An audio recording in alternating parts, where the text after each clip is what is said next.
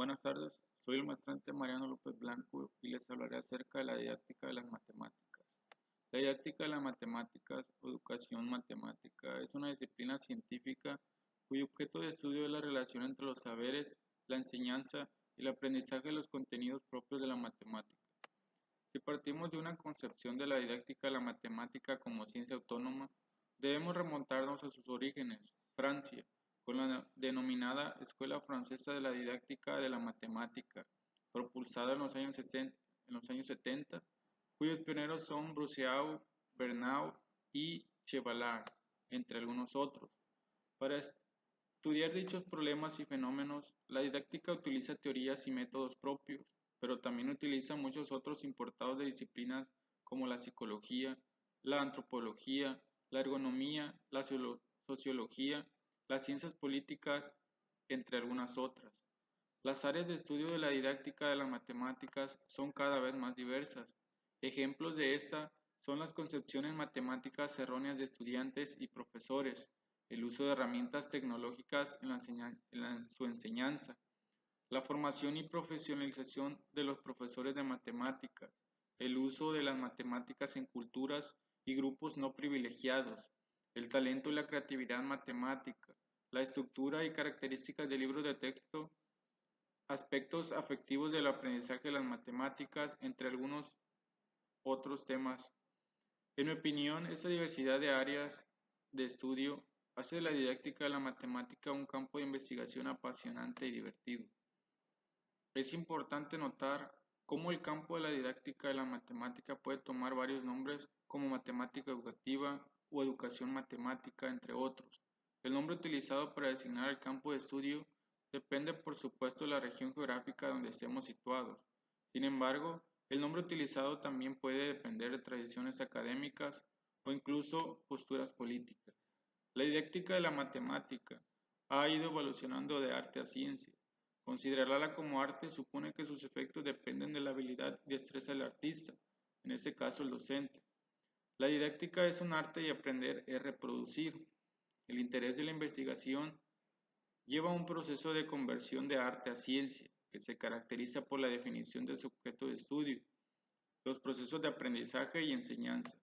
Inicia el estudio de la evolución del conocimiento matemático del alumno y continúa con la formación profesional docente. Las situaciones se utilizan como dispositivo para estudiar los conocimientos de los alumnos y consecuentemente cómo mejorar los métodos de enseñanza. Chevallard señala que esa perspectiva no hace posible el análisis de la problemática referida a la enseñanza de la matemática y por tanto no permite la comprensión y explicación de los hechos didácticos. No obstante, De Moore señala que ese enfoque tuvo sus beneficios aportando la elaboración de situaciones de enseñanza, ambientes apropiados de enseñanza, materiales, juegos, etc., con el objetivo de lograr una mejor enseñanza. El razonamiento que sustenta este enfoque es, si mejoramos la enseñanza, mejoramos el aprendizaje. Pero como la atención está situada en el quehacer del profesor, ese punto de vista resulta insuficiente, pues al decidir de Moore no ofrece garantías en el plano del aprendizaje. La perspectiva anterior, reseñalada, didáctica clásica, se ocupa de la enseñanza y el aprendizaje de la matemática como objetos paradidácticos, entre los que se encuentran en particular los objetos matemáticos. No problematiza el conocimiento a enseñar y por tanto no lo considera problemático en sí mismo. Para superar las limitaciones de la didáctica clásica en relación a los objetos paracientíficos, ese enfoque fue evolucionando en procura de construir una disciplina científica capaz de dar mejores explicaciones para los problemas que se generan cuando el saber sabio se introduce en las instituciones educativas y debe convertirse en saber enseñar. La llamada didáctica fundamental plantea que los fenómenos didácticos tienen un componente matemático esencial y que ese constituye una vía de acceso al análisis didáctico. O sea que no pueden separarse los conceptos matemáticos de los didácticos en las discusiones que hacen a la construcción de la teoría didáctica, porque lo didáctico está presente en cualquiera de los aspectos del proceso de estudio de la matemática. La didáctica de la matemática se ve forzada a cuestionar el conocimiento matemático en sí, conceptos que usaba y provenían de otras disciplinas como la psicología o sociología, que pasan a ser objeto de estudio de la misma, de forma que se ve ampliado el campo de la problemática didáctica. La didáctica de las matemáticas, desarrollada por Bruceau, propone el estudio de las condiciones en las cuales se constituyen los conocimientos. El control de esas condiciones permitirá reproducir y optimizar los procesos de adquisición escolar del conocimiento.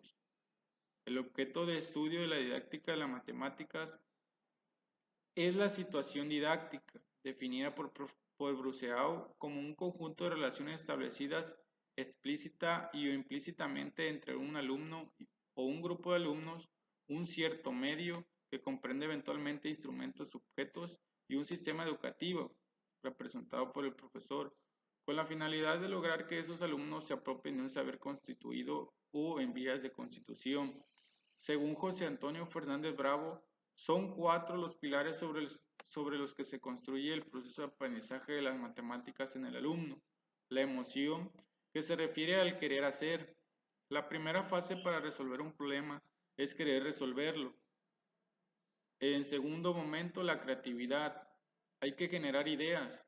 Hay que admitir todas las ideas, por absurdas que parezcan, pero siempre con filtros guiados por el profesor, para hacerle consciente de sus errores, para lo cual se requiere a partir del nivel de comprensión, ideas y vocabulario del alumnado. Racionamiento. Es intrínseco a la persona y se ha de desarrollar más el proceso de aprendizaje. Cálculo. Es la parte cualitativa del proceso, el resultado final. Es por ello que la persona que enseña debe preocuparse de dominar su materia y escuchar al niño. Otro factor a tener en cuenta en el proceso de aprendizaje de la matemática es el movimiento. Es su manera natural de comunicarse y de hacerse entender. Y finalmente, con respecto al uso de materiales, se ha de partir de la premisa de el material es un medio dirigido a producir en el que aprende resultados fructíferos. Si no los produce, hay que evitar su utilización. Gracias.